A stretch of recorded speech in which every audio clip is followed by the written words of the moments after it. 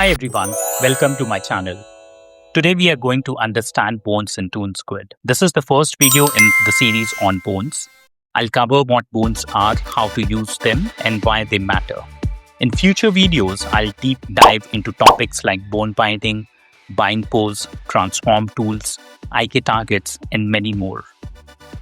So let's get started. What are bones? In ToonSquid, bones act like an invisible skeleton inside your character. They don't appear in the final output, but they control character's movement. Think of them like joints in your body. For example, your elbow helps your arm bend. Similarly, bones control how part of your character move. Instead of moving each part manually, you move the bones and the artwork follows automatically. This process is called bone rigging. It's important to know that the bones properly work only when they are connected to artwork through binding. Why use bones? Without bone rigging, you have to redraw the artwork frame by frame. With bones, you can move and pose the artwork without redrawing it every time. This means less manual work, smoother motion, and easier editing. You can also reuse the same rig in future projects. Instead of animating frame by frame, you simply move the bones and ToonSquid handles the rest. Key parts of the bone. Now let's understand the parts of a bone. Base of the bone. This is the starting point or anchor of the bone, and it acts as the pivot point from which the bone rotates. Tip of the bone. This is the end point of the bone. It defines the bone's length and direction, and it's typically where the next bone connects in a chain. Bone hierarchy. Bones are linked like a chain. The tip of one bone connects to the base of the next. So when the parent bone moves, all the connected bones follow. For example, the upper arm's tip connects to the forearm's base, and the forearm's tip connected to the hand's base. Here's the tip.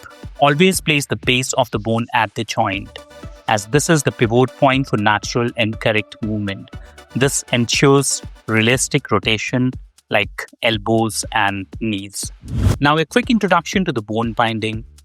Bone binding defines how a bone is connected to a layer or group of layers and how those layers respond to movement. It means connecting bones to your artwork so the bones can control its movement. When you add a bone effect to a layer, the bones automatically connect to the layer. If it is a group of layers, all artwork inside the group connects to the bones. Binding controls how the artwork reacts when the bones move or rotate. They must be connected to artwork. Without proper binding, the artwork may not move correctly and can show unnatural movement or distortion. Bone binding behaves differently with path layers, vector layers and strokes, pixel layers, mesh effect, and trap effects. We'll explore each of these in detail in the upcoming videos. Now let's add a bone. Select the layer where you want to add the bone. This can be a drawing layer or an animation layer. Open the inspector. In the effects section, tap the plus button. Select the bones effect. With the bones effect selected, choose the Add Bone tool from the sidebar. Its icon looks like a bone with a plus sign. Tap on the canvas to create the base of the bone, then drag to define its length and direction. This creates a new bone. To create a second bone, start dragging from the tip of the first bone towards the next part. Since the first bone was selected, when the second bone was added, ToonSquid automatically creates a bone hierarchy. The lower arm bone becomes a child of the upper arm bone. This means moving or rotating the upper arm will also affect the lower arm. If you want to create a separate bone that is not connected in the hierarchy, first deselect the current bone by tapping on an empty area of the canvas. Transform Bones tool. Use the Transform Bone tool to move, rotate, and test your rig. We'll cover this tool in more details in the upcoming videos. Selecting and deselecting bones. Tap a bone to select it. The selected bone becomes active. To deselect, tap outside or select another pawn. A selected pawn is ready to move or rotate. Always check which pawn is selected before animating. Recap. Always remember, pawns control the movement and the artwork follows. And don't forget, binding is essential. Please let me know in the comments where you are watching from.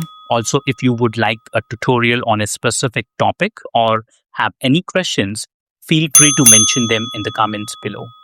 If you found this tutorial helpful, please like, subscribe, and share it with others who want to learn animation.